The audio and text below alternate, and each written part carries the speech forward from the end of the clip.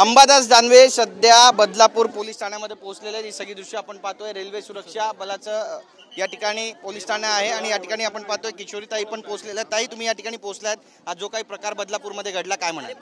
एक तर प्रचंड या गोष्टीचा मी निषेध करते आणि ज्या पद्धतीने या बदलापूरच्या नागरिकांनी आवाज उठवला, ज्या शाळेच्या प्रशासनाने तो आवाज बंद करण्याचा प्रयत्न केला, त्या शाळेच्या प्रशासनावरती ट्रस्टी म्हणून हे कोणतरी बळीराम म्हात्रे आहेत असं कळलं, ज्यांनी आपल्या पत्रकारांचा अपमान केला, वामन म्हात्रे, ज्यांनी आपल्या महिला पत्रकाराला असं विचारलं की तुझ्यावर बलात्कार झालाय का?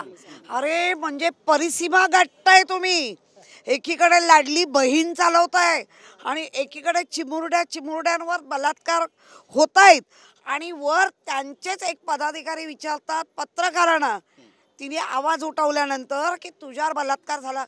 काय हा प्रकार आहे? हा बिहार पेक्षाही यूपी पेक्षाही हा आपला महाराष्ट्र बिघडत चाललाय। नक्कीच। पण आता पुढचं पाऊल नेमकं काय असणार आहे? कारण सर्व महिला पदाधिकारी इथे 5-6 महिलांना नेलंय, त्यांना आणि सोडवणार आणि पुऱ्या महाराष्ट्रात याचं आंदोलन होणार। नक्कीच। अंबादास दानवे सुद्धा आपल्या सोबत आहे, आपण त्यांच्याशी बोलणार आहोत। साहेब पुढे या। तुम्ही या ठिकाणी जे पोलीस चौकीचे अधिकारी आहेत त्यांच्याशी सुद्धा बातचीत केली, वरिष्ठ अधिकाऱ्यांशी बातचीत केली, काय एकंदरीतच तुम्हाला वाटतंय? आम्ही पोलीस कमिशनर जे आहे रेल्वेचे त्यांच्याशी डिस्कशन केलेलं आहे। जे कोणत्याही प्रकारे याच्यात सहभागी नाही अशा लोकांवर कारवाया पोलीस करत आहे, अशा कारवाया झाल्या नाही पाहिजे। महिलावर सुद्धा पुरुष पोलिसांनी हल्ले केलेले हे चुकीचे, ही भूमिका मी मांडलेली। महिलावर अशा पद्धतीनं लाठीचार्ज करणाऱ्या पुरुष कॉन्स्टेबल्सवर कारवाई झाली पाहिजे, ही आमची भूमिका आहे। आणि या ठिकाणी ज्या पद्धतीनं राज्य सरकारचं बाहुलं पोलीस बनलेलं आहे आणि हे बाहुलं बनवून सर्वसामान्य माणसावर अन्याय अत्याचार हे सरकार करते, पोलीस करते आणि मला वाटतं हे निषेधार्ह आहे। जनतेनं जनप्रक्षोभ इथं व्यक्त झाला, इथं काही कोणत्या पक्षाचा नाही, कोणत्या विचाराचा नाही, एक जनप्रक्षोभ हा होता। कारण जी घटनाच घडली या फुले शाहू आंबेडकरांच्या महाराष्ट्रात ती दुर्दैवी आहे आणि मला वाटतं त्याचा आक्रोश पूर्ण महाराष्ट्रात होणार। कॅबिनेट मंत्री गिरीश महाजन सुद्धा या ठिकाणी पोहोचले, त्यांनी म्हटलं की जे आंदोलनकर्ते होते ते बाहेरून आले होते, किंबहुना सोडण्यात आले होते या आंदोलनामध्ये बाहेरून, आणि लाडकी बहीण योजनेला त्यांनी कुठेतरी टार्गेट केलं होतं, त्या प्रकारचे बॅनर पोस्टर बनवले। 3.5 वर्षाच्या मुलीवर मला असं वाटतं 3.5 वर्षाच्या मुलीवर अशा पद्धतीनं अन्याय अत्याचार होते याचं समर्थन गिरीश महाजन करतात का, हा माझा प्रश्न आहे। त्यांच्या सहकारी पक्षाचे लोक कोणत्या पद्धतीनं बोलत आहे? बाहेरून लोक आले म्हणजे काय?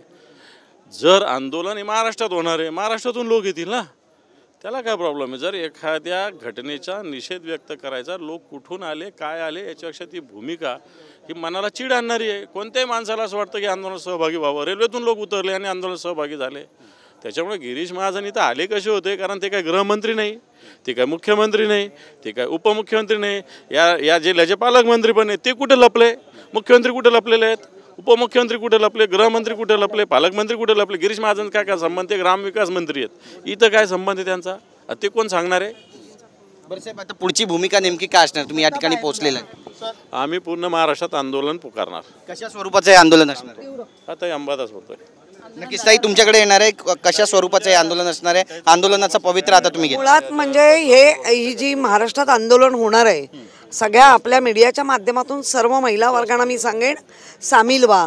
हे संकट बघा, आपण म्हणत होतो बाहेर चाललंय, बाहेर शाळेत जर मुलगी सुरक्षित नसेल, स्वतःच्या ड्युटीवर मुलगी सुरक्षित नसेल, ती प्रवास करताना सुरक्षित, तुम्ही पाहिले ना वसईची प्रवासात रस्त्यावर तिला मारलं गेलं, ठेचून मारलं गेलं। प्रत्येक गोष्टीमध्ये राजकारण आम्ही नाही आणू इच्छित, आम्हाला नको आहे ते। उलट आमचं उलटं म्हणणं आहे, आम्ही देतो 50 करोड 50 खोके, पण आम्हाला संरक्षण द्या। नक्कीच ताई, एक मूळ यामधून असं दिसून येत आहे की जे आंदोलन करते होते ते वारंवार मागणी करत होते की 13 तारखेला ही घटना घडली, इतका वेळ का लागला आरोपींना पकडण्यास? अगदी बरोबर आहे, कारण ज्या इथला स्थानिक एक शिंदे गटाचा पदाधिकारी आहे वामन म्हात्रे, ते त्या ह्याचे ट्रस्टी आहेत। आता इथे आल्यावर कळलंय आम्हाला, आणि ते दडपण्याचा प्रयत्न करत होते। म्हणजे हा निर्लज्जपणाचा कळस आहे की 3-3.5 वर्ष मुलीवर अत्याचार झालाय, तुम्ही शाळेची इब्रत, तुम्ही शाळेची अंक ते बघत बसाल, तुमचा काय फायदा ना तोटा जे काय तो तुम्ही बघाल. आणि या मुलीवर आता तुम्हाला वाटत नाही की हा प्रसंग माझ्याच घरात आहे, काय चाललंय? आणि त्याला वाचवण्यासाठी तुम्ही एवढे दिवस एक महिला पोलीस अधिकारी ज्या फिरत राहिल्या, आता सगळ्या महिला जे इथे बोलतायत ते आम्ही सांगतोय, आम्ही आल्यावरच कळतंय, अख्खा दिवस त्यांना घेऊन फिरत राहिल्या. म्हणजे आपला कायदा स्वतः घेऊन त्या फिरत होत्या.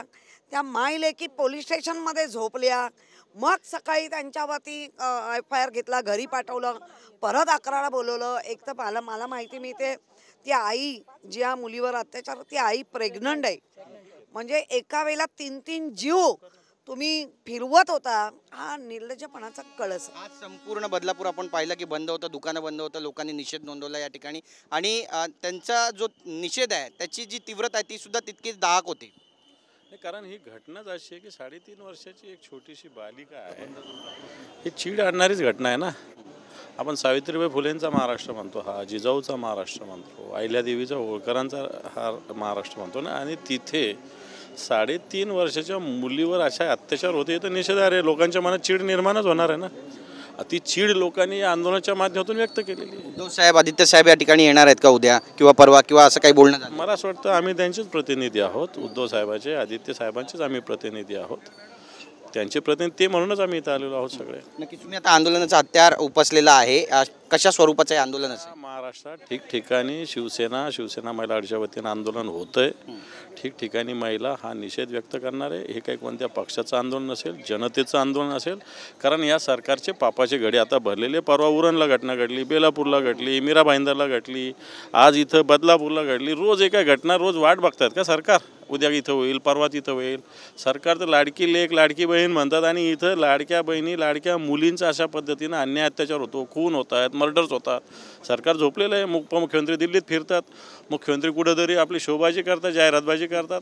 आणि म्हणून मला असं वाटतं जनतेमध्ये याच्या माध्यमातून ही चीड निर्माण होती, ती व्यक्त निश्चित येणाऱ्या काळात महाराष्ट्रात होणार. धन्यवाद आमच्याशी बोलल्याबद्दल. तर आपण पाहतो या ठिकाणी अंबादास दानवे पोहोचलेले, किशोरीताई पाटील पोहोचलेल्या आहेत, पेडणेकर पोहोचलेले आहेत. आणि त्यांनी म्हटलेलं आहे की उद्यापासून संपूर्ण महाराष्ट्रामध्ये ठिकठिकाणी या घटनेच्या निषेधार्थ आंदोलनं केली जातील. कॅमेरा पर्सन योगेश गुरवचा, गिरीश गायकवाड, TV9 मराठी, बदलापूर.